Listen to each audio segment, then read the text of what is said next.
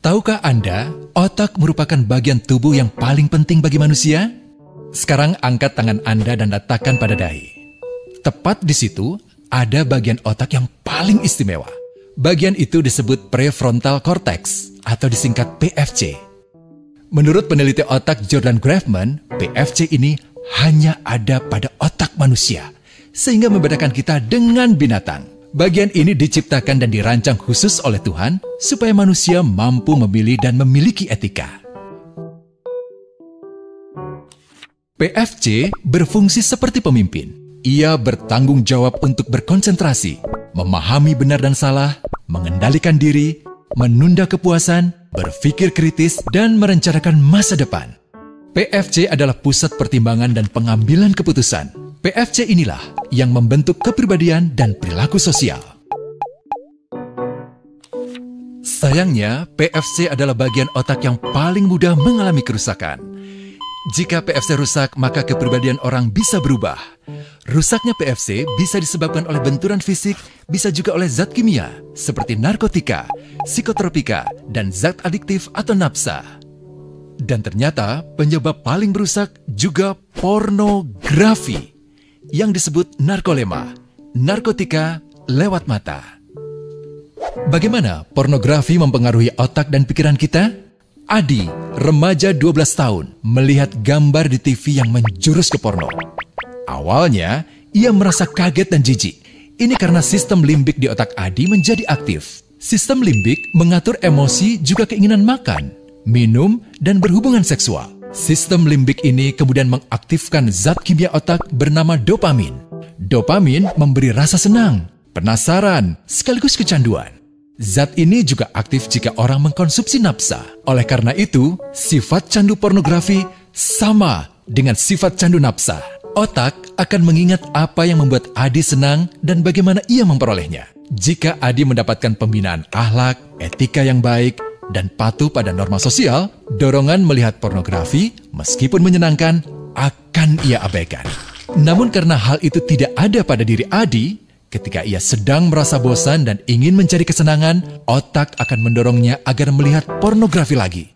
Namun lama-lama, Adi bosan melihat jenis gambar yang sama dan butuh yang lebih porno untuk memicu rasa senang. Sekarang, dengan internet, pornografi menjadi jauh lebih mudah didapat. Pertama, Adi membuka internet dan tidak sengaja melihat gambar yang menjurus ke porno. Berikutnya, ia sengaja membuka lagi untuk melihat yang lebih porno. Awalnya melihat yang sedikit terbuka, lama-lama semuanya terbuka.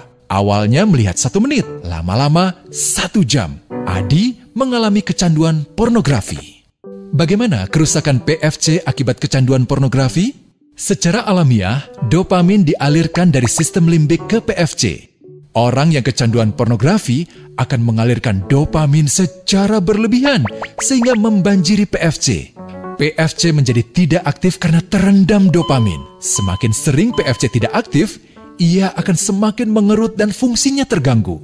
Sistem limbik justru akan berkembang semakin besar karena terus mengaktifkan dopamin, sehingga Adi cenderung untuk terus mencari kesenangan tanpa takut atas akibatnya. Jika tidak ditangani segera, Adi berpeluang besar menjadi pelanggan pornografi seumur hidup dan mengalami kerusakan otak di bagian PFC. Awalnya, ia akan kehilangan konsentrasi, penurunan kemampuan menimbang benar dan salah, serta berkurangnya kemampuan mengambil keputusan. Lama-lama, besar kemungkinan ia akan melakukan masturbasi, oral seks, hubungan seksual suka sama suka, dan mudah berganti-ganti pasangan seksual. Pernikahan dianggap tidak penting. Pasangan dianggap hanya sebagai objek seksual semata, cenderung merendahkan derajat dan kehormatan lawan jenis. Selera hubungan seksualnya pun tidak sehat dan seenaknya, kasar sampai tega memperkosa. Manusia jadi tidak ada bedanya dengan binatang. Inilah dampak yang terjadi akibat kerusakan PFC. Ahli bedah otak Donald Hilton Jr. mengatakan, jika difoto menggunakan alat magnetic resonance imaging, otak yang rusak akibat pornografi memperlihatkan hasil yang sama dengan otak yang rusak karena kecelakaan. Ia juga mengatakan, Berbeda dengan dampak nafsa yang merusak otak di 3 bagian, pecandu pornografi yang sudah melakukan hubungan seks dengan anak-anak mengalami kerusakan otak di 5 bagian. Terbukti, pornografi pada anak lebih bersifat merusak karena PFC belum matang dengan sempurna. Tapi untungnya, otak anak yang belum sempurna ini masih mudah dibentuk. Pengaruh pornografi bisa lebih mudah dihilangkan asal ada usaha untuk memulihkan dengan sabar, terutama oleh ayah ibu, keluarga, dan orang terdekat.